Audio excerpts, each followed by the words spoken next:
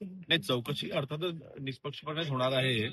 परंतु ज्या पद्धतीने देशाचे पंतप्रधान असतील, ज्या पद्धतीने माननीय सर्वोच्च न्यायालयाचे न्यायाधीश असतील, अशांवरती इतक्या खालच्या पातळीवरती टीका टिप्पणी करणं किंवा त्यांना अपमानित करणं, एवढं काय फ्रीडम ऑफ स्पीच आपल्या भारतामध्ये नाहीये. म्हणून नक्कीच त्याला कायद्याच्या समोर त्याला कारवाई जरा समोर जावं लागेल. सर कुणाल कामरा ने कहा कि मैं माफी नहीं मांगूंगा. संजय राऊत सुद्धा बोलतायत की माफी नहीं मांगूंगा. माझा आणि कुणालचा भेट झालेली आहे, आमचा डीएनए एकच आहे, डीएनए एकच आहे असं संजय राऊत म्हणतात.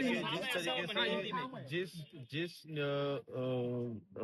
लेवल पे सर हिंदी में जिस लेवल पे कुणाल कामरा ने माननीय उच्च न्यायालय हो, माननीय देश के पंतप्रधान हो, महाराष्ट्र राज्य के उप मुख्यमंत्री हो, कुछ हिंदू देवताओं के ऊपर भी उन्होंने जिस तरीके से टीका टिप्पणी या फिर अपमानास्पद जो भी उन्होंने वक्तव्य किए है, मेरे ख्याल से कायदा ये उन्होंने जो भी उनकी जो स्टेटमेंट्स थी बिल्कुल वो freedom of speech K against थी.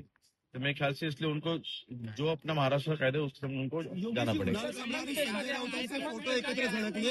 संजय राऊत म्हणतात माझा आणि त्याचा डीएनए एकच आहे, तो काही चुकीचं नाही बोलणार. संजय राऊतांचा आणि कुणाल कामरांचा डीएनए 100% एक होऊ शकतो. तरी शक्यता काय नाकारता येत नाही. किंवा ते जर का स्वतःच बोलत असेल तर सत्य देखील आहे, तो देखील वेळ आणि हे देखील वेळ आहेत.